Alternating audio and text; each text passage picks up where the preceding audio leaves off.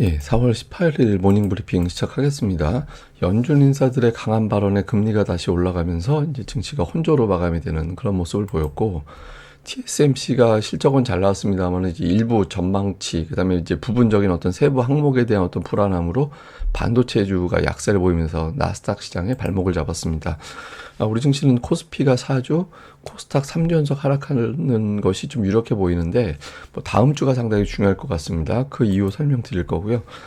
반도체, 조선, 철강 이런 종목군들이 전일 강했고 자동차는 주춤했는데 이런 흐름이 좀 오늘은 뒤집어지는지 업종별 수급 동향 집중적으로 살펴봐야겠습니다. 우선 미증시는 뭐 S&P 500과 나스닥은 5일 연속 빠졌고 다우는 뭐 이틀 연속 올라가긴 했지만 거의 미미했죠.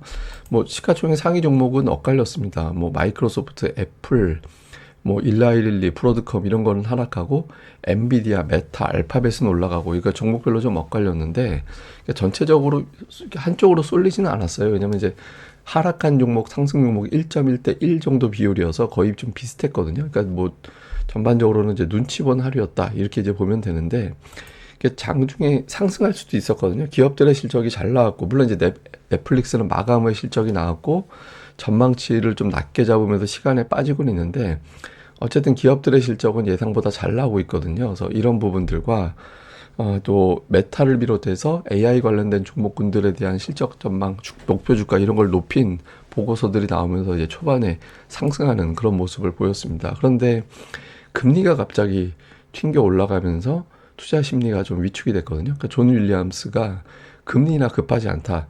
그리고 필요하면 인상도 가능하다. 근데 사실 그 인상도 가능하다라는 게 메인 발언은 아니었는데 시장에서는 저 발언을 더 주목을 했죠.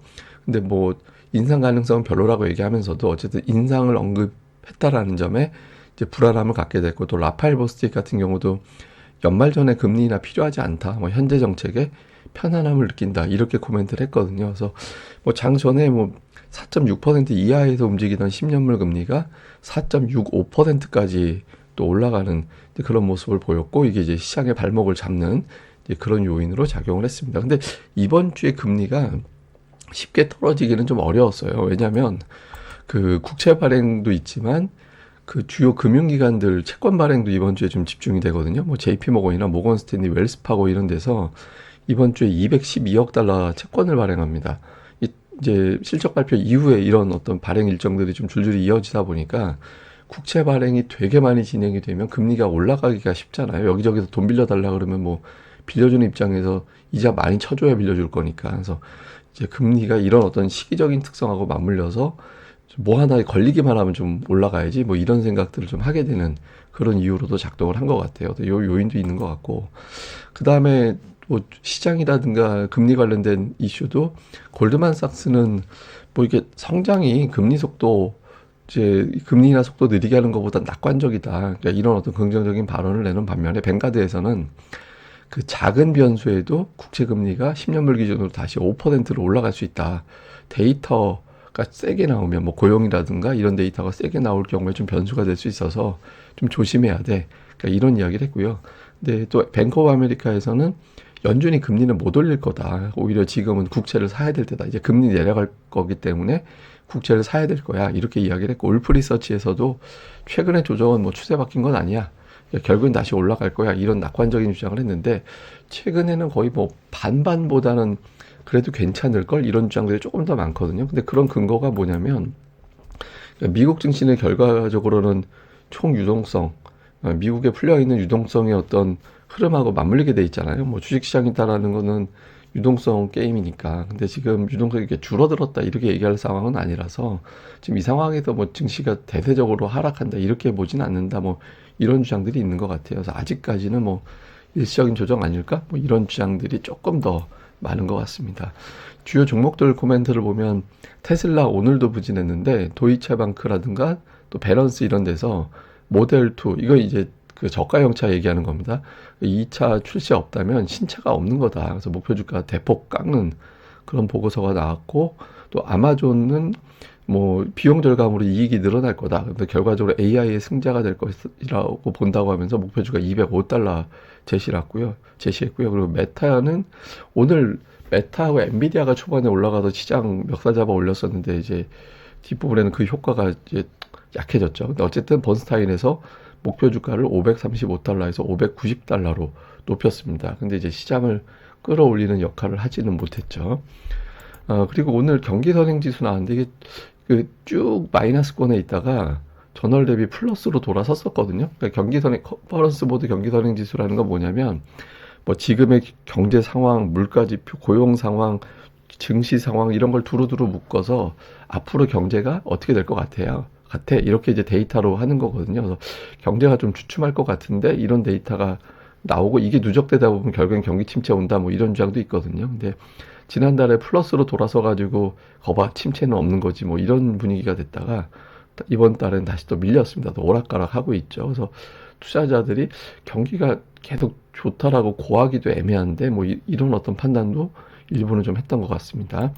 자, 특징적으로는 마이크론 테크놀로지가 오늘 이제 뭐 개장 초반에는 나쁘지 않았는데 시간이 갈수록 좀 밀리는 그런 모습을 좀 보였는데 TSMC가 실적 잘 나왔잖아요.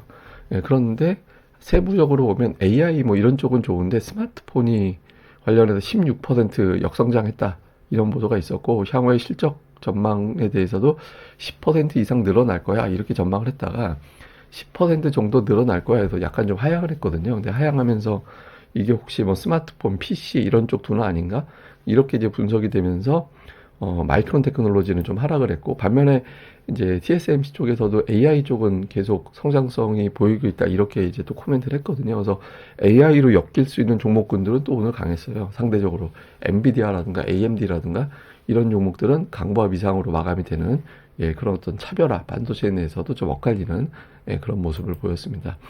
자, 우리 증시는 외국인들의 현물, 선물 매매랑 환율하고 좀 비교를 해봤거든요. 빨간색이 이제 환율인데 환율이 이제 올라가면서 어느 정도까지는 외국인들의 그렇게 견디는 모습이 나왔는데 이게 딱 보니까 환율이 1300 대략적으로 한 80원 요 정도 그러니까 1360원 정도 넘어가면서부터 외국인들의 수급이 뒤집어졌거든요. 그러니까 말 바꾸면 뭐냐면 외국인들이 안정적으로 매수로 돌아서려면 원달러 환율이 1360원 정도 밑으로 내려와야 되지 않을까?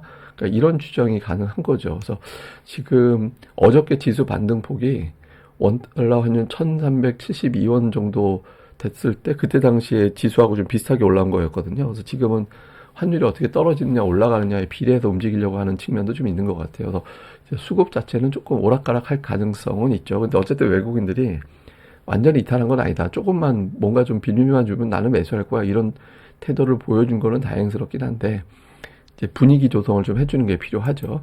그 다음에 또 하나는 어제 업종을 보면 코스피는 싹 다 매수했거든요. 외국인들이. 그래서 환율 떨어질 때 찬스 그래가지고 이제 증시 전체를 매수하는 경향을 보였는데 뭐 오늘 또 이렇게 되지는 않을 겁니다. 그러니까 지금 외국인들은 변동성 안에 있다 이렇게 보면 되는데 다만 이제 매수 집중한 업종들을 좀 볼 필요가 있어요. 그러니까 외국인들은 어저께 전차 매수의 절반 이상을 전차 군단, 60%를 전차 군단 쪽에 이제 집중을 했고, 그 다음에 기관은 서비스 업종에 매수를 했거든요. 서비스 하이브나 뭐 인터넷주나 게임주나 뭐 이런 것들이 여기에 들어갑니다. 이런 거를 집중을 했고, 코스닥 쪽에서는 외국인들이 2차 전지, 그 다음에 반도체, 제약주, 그러니까 제약하고 반도체는 또 기관이 여기에 또 집중을 했거든요. 그래서 기관 외국인들이 이렇게 좀 매수 규모가 크다든가 꾸준함을 보이고 있다든가 이런 종목들을 자꾸 찾아서 업종별로 자꾸 그 업종 내에서 어떤 종목을 들어가나 이렇게 자꾸 찾아두면 조정 시에 이런 종목군들이 큰 덩어리는 괜찮거든요. 물론 지금은 완전 개별주 장세예요. 그러니까 특징 있는 개별주들이 이제 따로 움직이는 장세긴 한데 큰 줄거리로는 이런 종목군들이 좀 추세를 가져 나갈 가능성이 높기 때문에 업종별 수급 거의 좀 매일 여러분들도 좀 이렇게 체크하면서 그 안에 어떤 종목이 이제 수급을 끌어당기고 있는지 이런 것들 자꾸 챙겨보시는 게 중요할 것 같습니다. 자, 시장을 좀 요약해 보면 금리가 이제 금리 환율이 다시 올라갔거든요. 그러니까 외국인들이 어저께 매수했던 게 다시 바뀔 거냐. 그러니까 오늘 외국인들의 수급 변화 좀 봐야 될 거고 원자재 시장은 그래도 괜찮았습니다. 오늘. 예, 그러니까 오늘 보면 그나마 다행인 게 유가는 빠졌거든요. 그러니까 이란하고 이스라엘하고 긴장 관계가 되는 뉴스가 없지는 않았어요. 또 미국이 이란을 또 제재한다라는 보도가 나왔고, 근데 비교적 좀 원자재가 차분했다라는 점은 그나마 다행. 근데 이제 코스닥은 다음 주 앞으로 2주가 되게 중요한 구간이 됐거든요. 그리고 차트상으로는 월요일이 되게 중요해요. 그러니까 오늘 좀 횡보 정도로 플러스 마이너스 나오고 월요일에 치고 나가면 이번 저점은 쳤다 이렇게 또 볼 수 있는 건데 그렇지 않으면 이제 또 말짱 도루묵이 되는 거라 이제 하여튼 앞으로 1, 2일 정도가 되게 중요하게 됐고 그다음에 종목으로는 뭐 반도체주, 의류와 화장품, 제약주 이런 종목군들이 최근에 조금 이게 추세적으로는 괜찮아 보이는데 뭐 이런 종목군들이 많이 포진해 있거든요. 근데 이제 이런 구도가 좀 유지가 돼서 이 종목들이 가는지 아니면 순환매로 돌리는지 이런 것들도 주목을 해봐야겠습니다. 근데 제가 지금 코스닥 시장 다음 주가 중요하다라고 말씀드리는 이유는 뭐냐면, 그러니까 주간으로는 3주 연속 빠진 건데 음봉이랑 하락한 거 포함하면 지금 4주 동안 시장이 별로 좋지는 않았던 거거든요. 근데 코스닥을 보면 4주 정도 음봉 나오면 대략적으로 이제 그 다음 주에는 이제 돌리는 그런 경향성이 좀 있어요.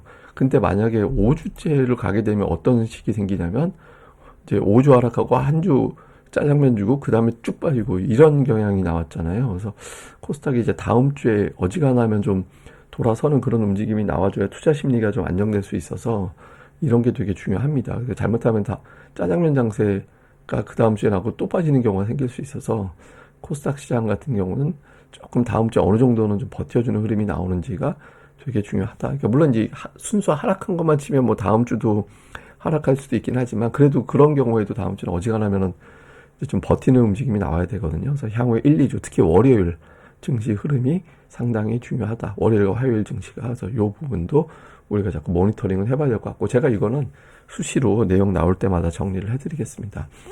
예, 그럼 또 오늘 하루 또 잘 보내시고요. 저는 다음에 뵙겠습니다. 이 방송 구독하기와 좋아요 꼭 부탁드립니다.